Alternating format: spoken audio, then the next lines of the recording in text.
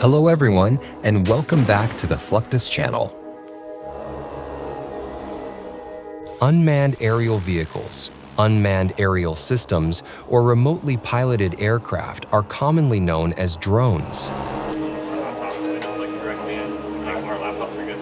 Countering these systems has posed a challenge for decades.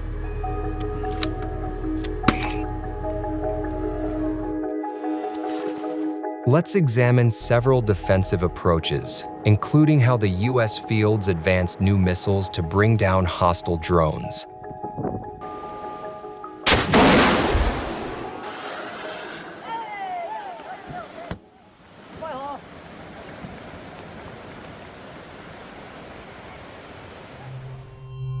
The history of military drones is marked by continual innovation and tactical creativity.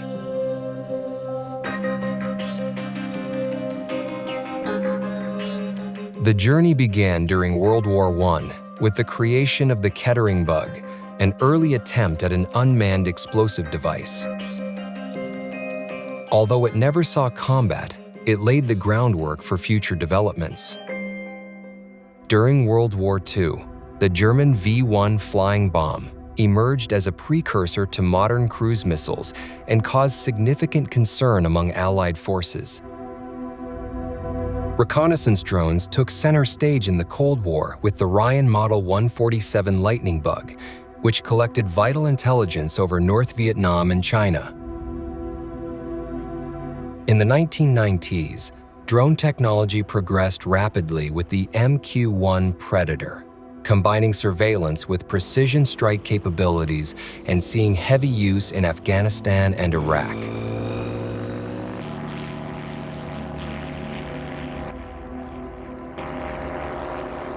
In particular, the MQ-9 Reaper, the Predator's successor, expanded on these capabilities and became a key asset in U.S. military operations.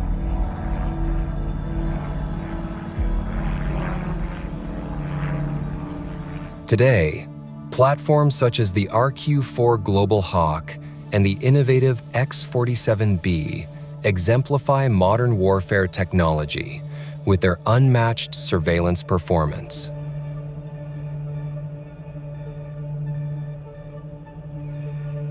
As aircraft performance improved beginning in the 1930s, enhanced training became necessary for air defense artillery to engage planes flying at greater altitudes.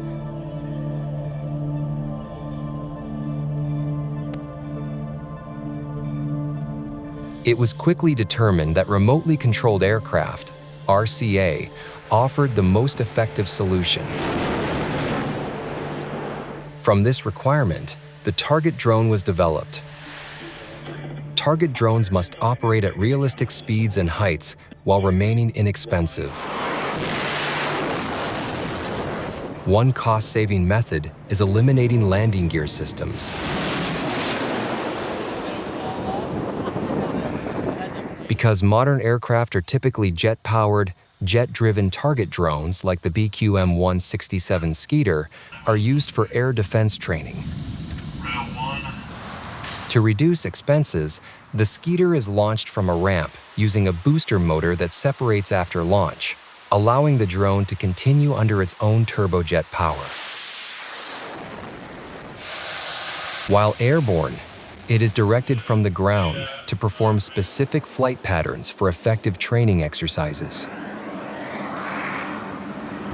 To defend against low-altitude aircraft, the FIM-92 Stinger infrared homing surface-to-air missile entered service by 1967.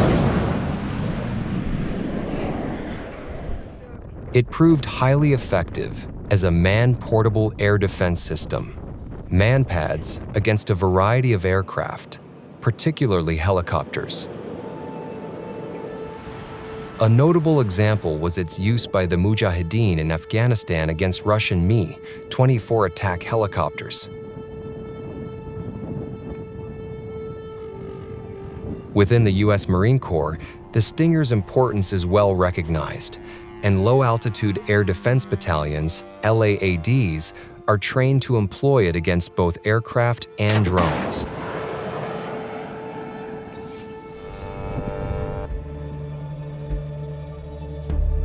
MQM-170 Outlaw drones are launched during live-fire exercises.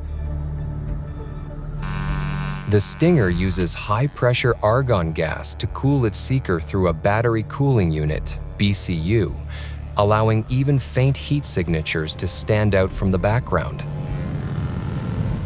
Targets can be tracked at distances of up to 6 miles and engaged at roughly 3 miles.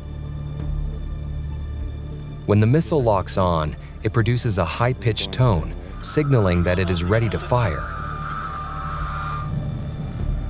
An ejection motor pushes it clear of the launch tube and operator before the 2-stage solid fuel rocket ignites, guiding the missile to its target and detonating via a proximity fuse. Good hit. Clear the pit, clear the pit. More sophisticated target drones are also available.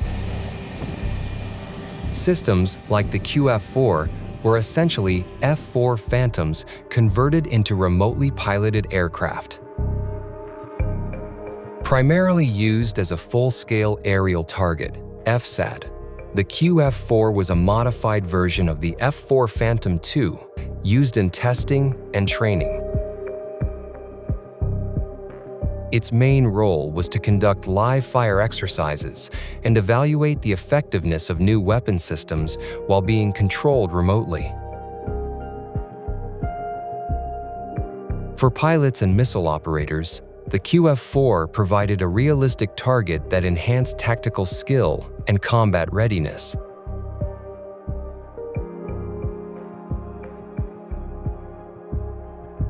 It also gave aging aircraft a renewed purpose rather than sending them straight to storage.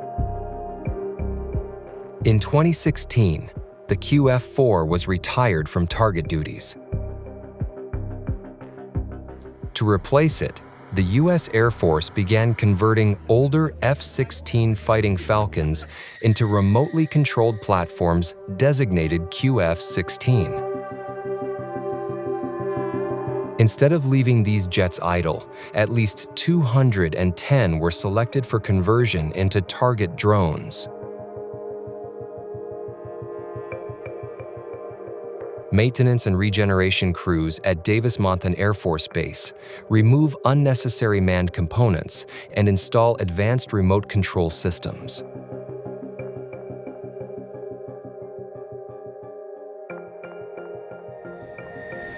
Because the F-16 is faster and more agile than the F-4, it presents a more challenging and realistic target for modern air defense systems. To operate the QF-16, a qualified F-16 pilot completes all pre-flight inspections and positions the aircraft at the beginning of the runway.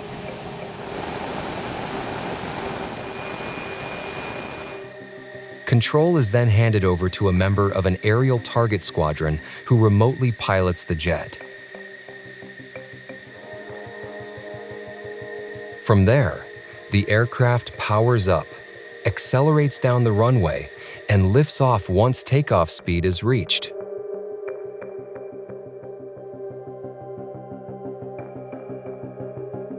After becoming airborne, the landing gear is retracted.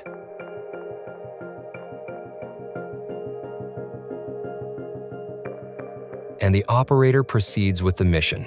The QF-16 is designated specifically for these flights. These aircraft are painted in bright orange colors to clearly distinguish them from manned jets. One of the primary challenges facing modern militaries is detecting and neutralizing enemy unmanned aerial systems, UAS, particularly drone swarms.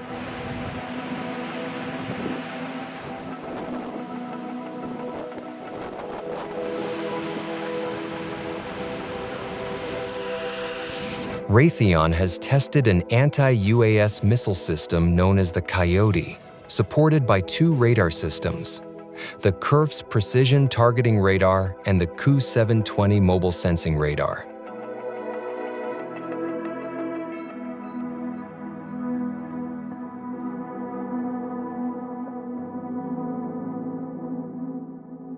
Testing has largely been successful, with the missile identifying its targets and detonating a warhead that disperses shrapnel to counter multiple threats.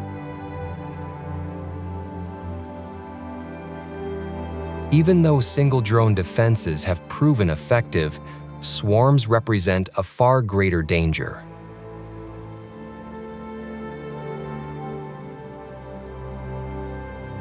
Defenses must therefore be not only capable, but also cost-efficient.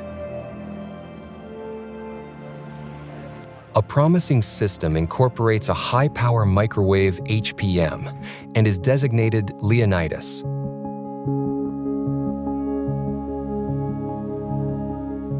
Leonidas can be mounted on platforms such as Stryker vehicles to protect against individual drones or entire swarms. By disrupting their electronics, microwave energy can disable drones or groups of drones. Concentrated electromagnetic energy produced by HPM weapons, like Leonidas, overwhelms and damages the drone's control circuitry and communication links.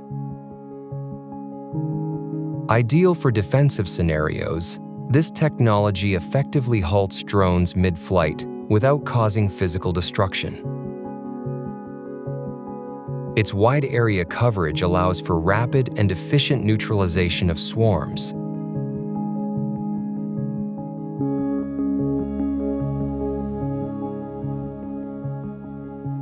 A company named Anduril offers another counter-drone solution. Its system employs a sentry tower that identifies threats using long-range radar, middle wavelength infrared, MWIR, and AI-driven processing. The system can detect both the drone and even the operator's location. Once identified, it deploys a kinetic interceptor drone called Anvil, which physically collides with the target and knocks it from the sky. The complete setup, known as Mobile Sentry, enables drone defense from remote positions. Multiple units can be deployed without personnel on site, allowing operators to detect and engage threats from afar. Other physical or kinetic methods include drones equipped with nets that capture enemy drones mid-air and bring them down by entangling their mechanisms and increasing their weight. Once trapped, the drone becomes unstable and crashes, while the interceptor can tow it to a safe area. This method is well suited for sensitive sites or urban environments because it minimizes collateral damage. NATO can effectively neutralize drones by deploying nets, providing a precise option within their aerial defense toolkit rather than relying on more forceful measures.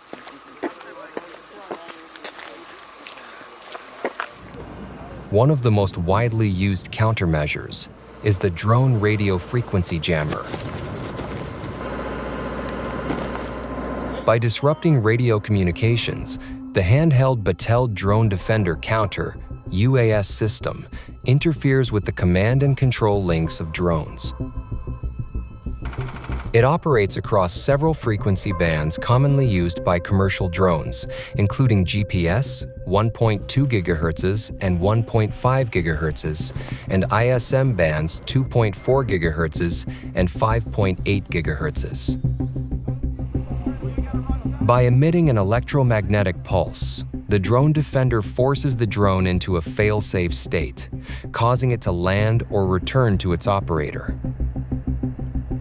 Designed for portability, the device has an effective range of about 400 meters, or roughly 1,300 feet, making it a versatile asset for military and security missions. Unmanned aerial systems provide expanded offensive capabilities, but also create opportunities for enemy attacks. While the U.S. continues advancing its own drone programs, it is investing heavily in methods to counter hostile systems.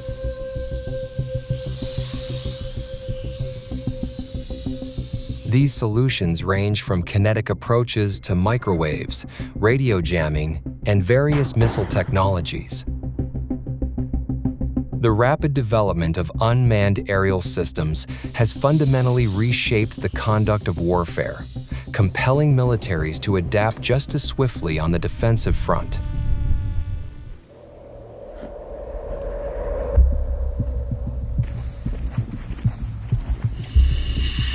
From early target drones and man pads to advanced missiles, high-power microwaves, electronic warfare, and autonomous interceptor drones, counter-UAS technology now spans both kinetic and non-kinetic solutions. As drones become cheaper, more autonomous, and increasingly deployed in swarms, defeating them is no longer about relying on a single weapon, but about integrating layered defenses, intelligent sensors, and cost-effective responses. The competition between drones and counter-drone systems continues to intensify, ensuring that air defense innovation remains a vital pillar of modern warfare.